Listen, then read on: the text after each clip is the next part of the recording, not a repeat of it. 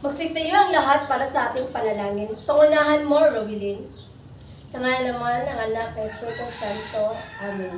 Kamusta ang araw ninyo?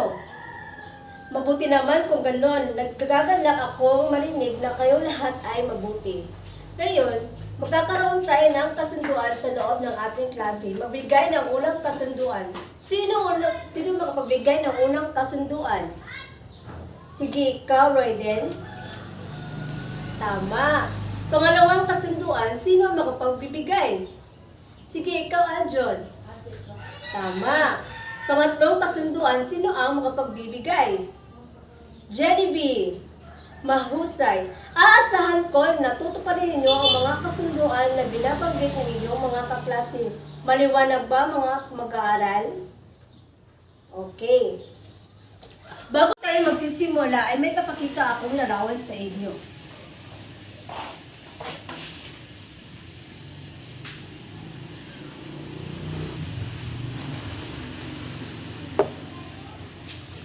Ito ang larawan A at larawan B. Sa larawan A, ano ang nakikita ninyo? Tama. Sa larawan B naman, ano ang nakikita ninyo? Mahusay. Sa tingin nyo, may kinalaman ba ang mga larawan na ito sa paksa na ating tatalakayin ngayon? Tama. Bigyan ng Sana All Club si Aljon. 1, 2, 3. 1, 2, 3. Sana all! Ang mga larawan na iyong nakikita ay may kinalaman tungkol sa paksa na ating tatalakayin ngayon. Ngayon, magkakaroon tayo ng pangkatang gawain. Ito ang unang pangkat, ito ang pangalawang pangkat, at sa likod naman ang pangalawang pangkat. May kagamitan akong ibibigay sa inyo.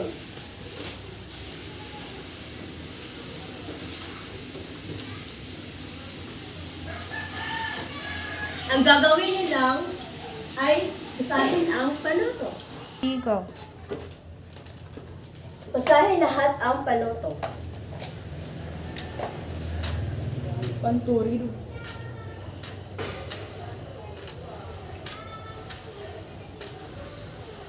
Ang gagawin niyo lang ay gumawa ng konsepto tungkol sa pagdurusa at ipaliwanag ito sa harapan. 5 minuto lamang ang bibigay kong oras para sa inyong gawain. Magsimula na.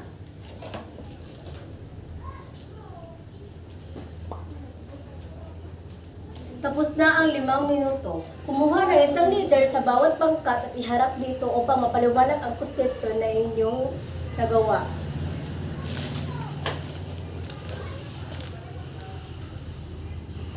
Ngayon, tapos na ang iyong gawain ay magbibigay ako ng puntos.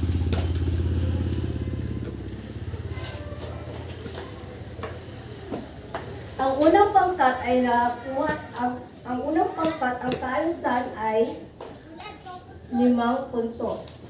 Ang kompresyon nila ay 10 puntos. Ang nilalaman ng konsepto na kanilang ginagawa, ang oras naman ay 10 puntos. Sa kabuuan ay nakakuha ang unang pangkat ng 14 na puntos. Ang pangalang pangkat ay nakakuha.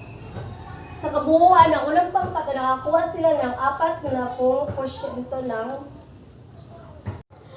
Ang pangalawang pangkat naman, sa kaayusan, nakakuha ng 5 puntos. Sa kompresyon, 15 puntos.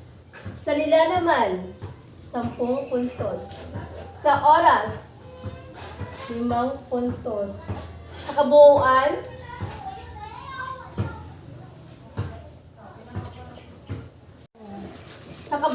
ay nakakuha sila ng 35 puntos. Sa pangkat 3 naman ay nakakuha sila ng 10 puntos. Kooperasyon, 15 puntos. Sa nilalaman naman ay 10 puntos. Sa oras, 10 puntos. Sa kabuuan ay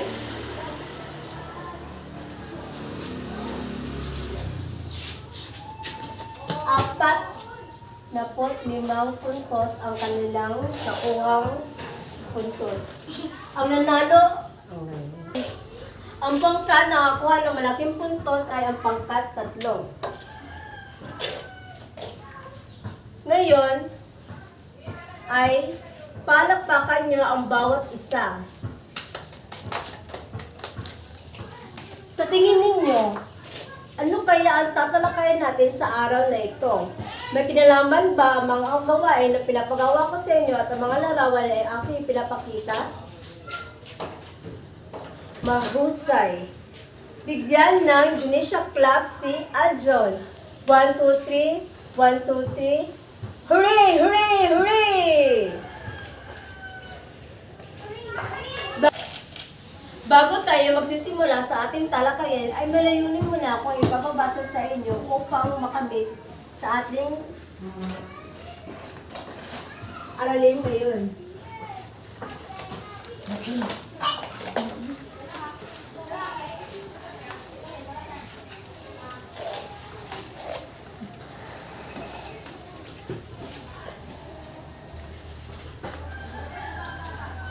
Basahin lahat ang layunin.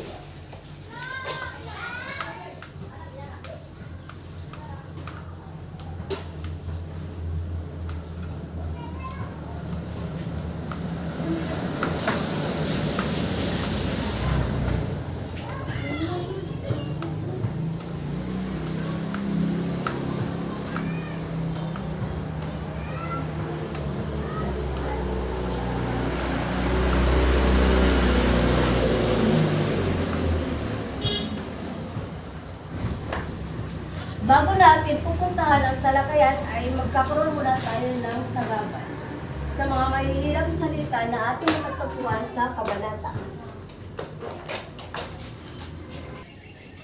Lahat basahin ang panuto.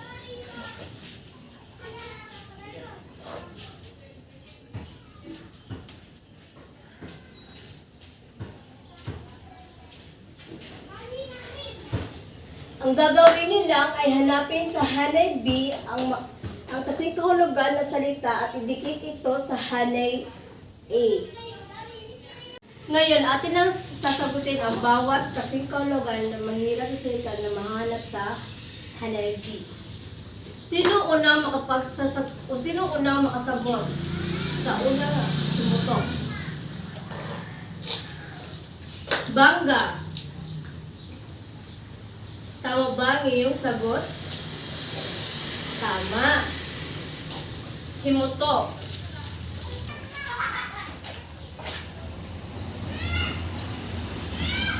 Gawin sa pangungusap ang himutok. Tama. Pangalawa, nalaghoy. Hanapin sa hanabi ang kasing kahulugan ng nalaghoy. Jenny B, sagutan mo ang salitang nanaghoy.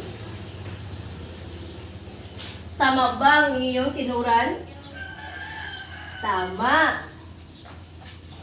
Pagdalamhati.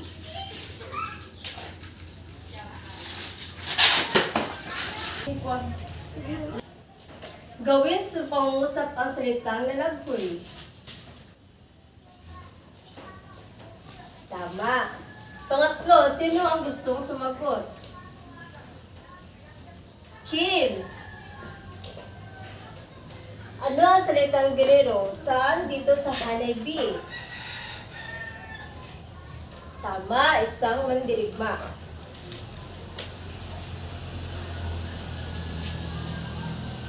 Gawin sa pangungusap ang salitang gerero. Tama. Pang-apat, salitang pag-import. Hanapin sa hanay B ang kanyang kasing kahulugan. Tama ba ang iyong tinuran? Tama. Pag-angkit. Gawin ang salitang pag-imbot sa pangungusap.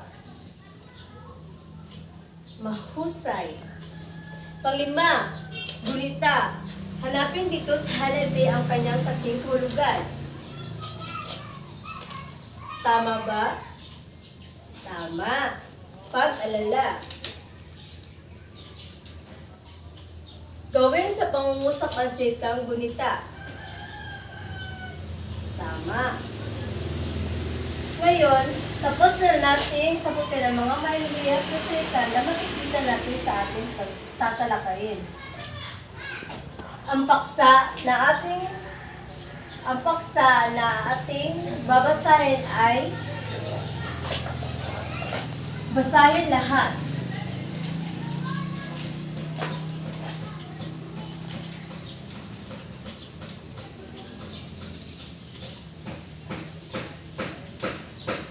Pero bago tayo magsisimula sa ating talakayan, ay may papakita akong mga larawan sa inyo.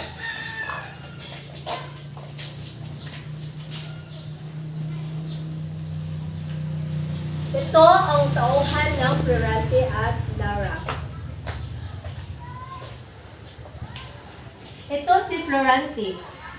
Siya ang anak ni Joe Preselio at Prinsesa Floresca. Siya ang pangunahing tauhan na iniibig ni Lara. Ang babae naman ito, siya si Lara. Ang nag-iisang anak na babae ni Haring Liceo ng Albania at iniibig niya si Florante. Ang pagbasa natin sa kabanata ay tatawagin natin popcorn reading. Alam niyo ba ang popcorn reading, mga mag-aral? Kung ganun ay ipapaliwanag ko to sa inyo upang maintindihan niyo. Ang popcorn reading ay isang salita na kung saan ay gagamitin mo salitang popcorn at tatawag din ako sa mga mag-aaral na gusto kong kasunod sa pagbasa. Halimbawa, popcorn Ruwilin. Si Ruwilin na naman ang susunod na magbabasa at ganun din ang gagawin niya sa susunod na mag-aaral na kanyang tatawagin. Naintindihan niyo? Okay, mahusay kung ganun. Ngayon, ay tapos na natin basahin ang kabanata na ating tinalakay. Ngayon, magkakaroon tayo ng mga ilang katanungan. Sana ay nakinig kayo at nagbasa ng taimtim. Ngayon, magtatanong ako, sino-sino ang mga tauhan sa kabanatang binasa? Raiden, sagutin mo ang aking tanong. Tama. Ano-ano ang mga katangian nila? Genevieve. Mahusay. Sino ang natatanging minamahal ni Florante? Tama. Ano kaya ang pinaghahawakan ni Florante kung bakit siya umaasa at patuloy pa rin siyang lumalaban para kay Lara? Yes, ikaw, Raiden. Tama. Sa tingin niyo, bakit naghihinagpis sa sakit at lungkot ang nararamdaman ni Florante? Nazareno. Tama. Sa totoong buhay, naranasan niyo bang maghinapis gaya kay Florante? Flordeline.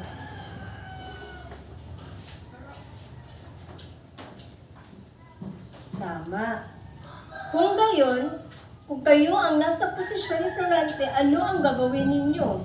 Susuko na ba kayo o patuloy pa rin lumalaban para sa hinahangad?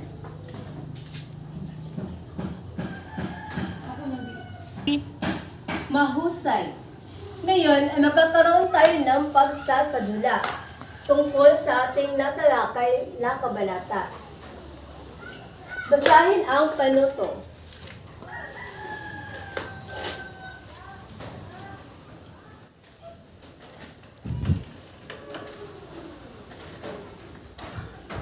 Ang gagawin nyo lang ay pumili kayo ng senaryo sa kabanata na inyong binasa.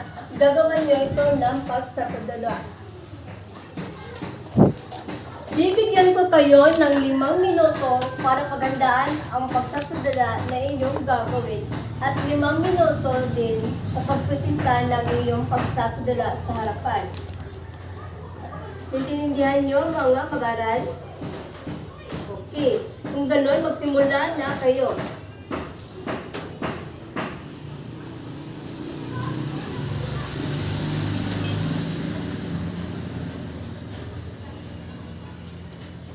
Tapos na ang 5 minuto. Ipresenta na ang inyong pagsasadula.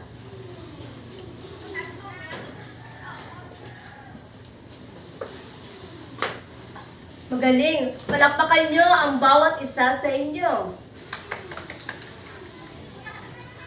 Ngayon ay magkakaroon tayo ng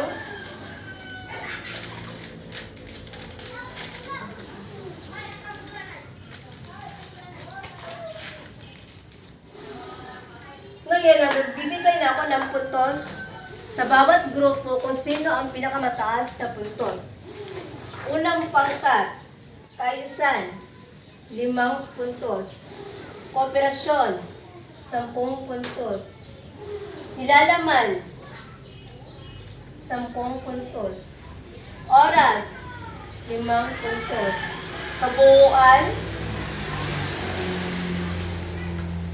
30 puntos. Ang nakuha ng pangkat, 1. Sa pangalawang pangkat, 10 puntos. Kooperasyon, 15 puntos. Nilalaman, 15 puntos. Oras, 10 puntos. Kabuuan,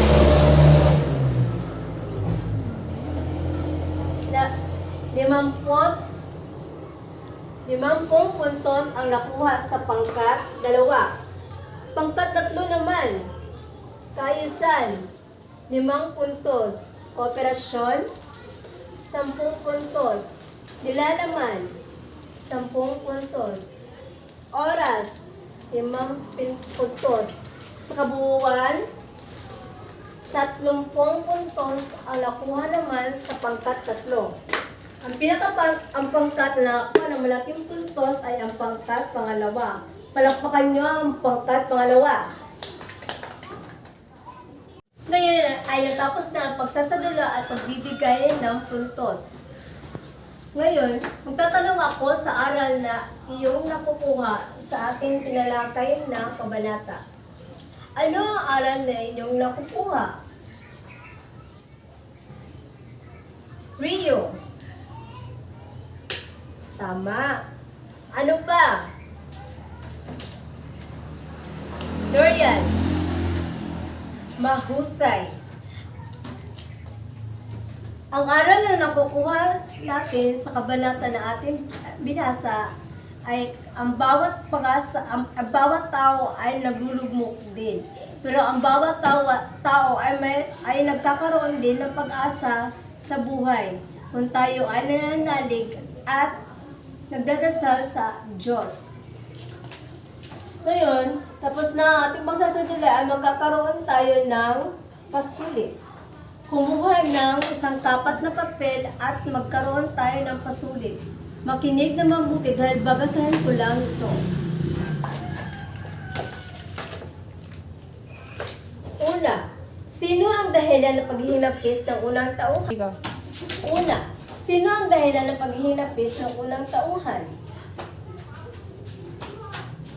Pangalawa, sino ang naghihinapis sa kabanata na ating binasa?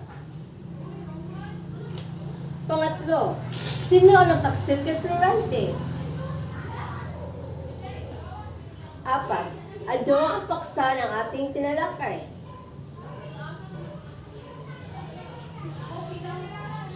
Panglima, anong aral o kaisipan ang mapupulot natin sa kabanatang ito? Sinong tapos na ipasa ito sa harapan? Bago tayo magpaalam sa isa't isa, ay magkakaroon na tayo ng takdang aralin. Basahin na sabay-sabay.